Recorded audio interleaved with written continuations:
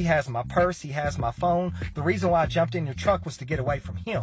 Kicked this chick out of my truck last night, and I saw her on the news this morning. It's a crazy story. I was sitting at a red light. I just left Jason Outings bar in downtown Nashville, and this chick just jumped straight in my truck like I'm a Uber, and she's like, go, go, go. Now, you know, I wasn't intoxicated or nothing, but I wasn't thinking clearly, and I'm from the ghetto, so when somebody jumps in your vehicle and says go, like, your first instinct is like, all right, there's some imminent danger, I should go. So I took off with this chick in my truck that I had no clue who she was. So I'm driving down the road, and I'm talking to God, and I'm like, Lord, I appreciate you answering this prayer, because she was really hot. I said, but I asked for the money prayer first. Like, ain't there a queue system? Like, Lord, how do you keep this stuff organized? So I look over at her, and I'm like, well, I ain't gonna be able to keep her without the money, so this is a completely wasted prayer. I want a refund. So we get about a block and a half from where I picked her up, and I stop at this crosswalk. So I look over at her, and I'm like, you got to get out of my truck. And she looked at me in such an innocent, angelic voice, and she was like, my ex-boyfriend's trying to me. He has my purse, he has my phone. The reason why I jumped in your truck was to get away from him. Cashville Comedy's story is both hilarious and shocking, but it's about to take a mighty turn when the girl admits. So I was like, well, where was he when you jumped in my truck? She said, in the truck behind you.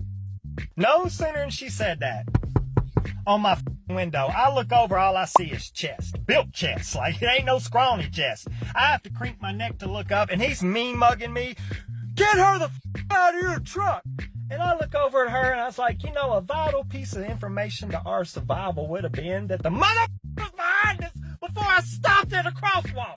Now, little did this man realize I've been a GTA 5 online player for over 5 years. He picked the wrong one.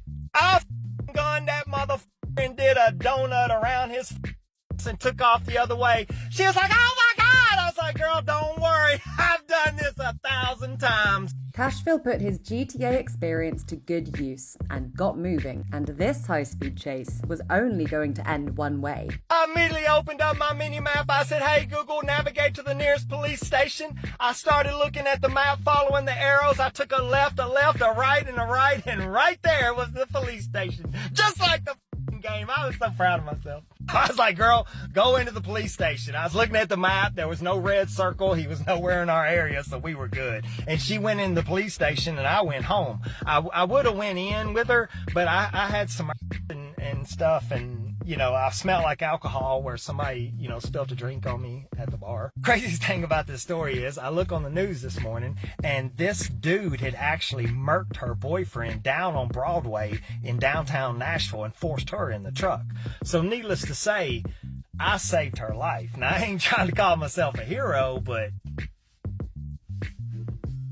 I mean... Now that is how you tell a story. As you can imagine, Cashville's comments section was flooded with comments, with many people trying to figure the whole thing out. One person wrote, I listened to what happened 3 times. I have no idea what the news said about what happened with her. Well, he did mention that the man chasing her had already committed a few pretty harmful crimes, but we're just glad that she got out of the situation to tell the tale. Another viewer wrote, you are a hero. She was in a vulnerable situation and you came through for her with flying colours.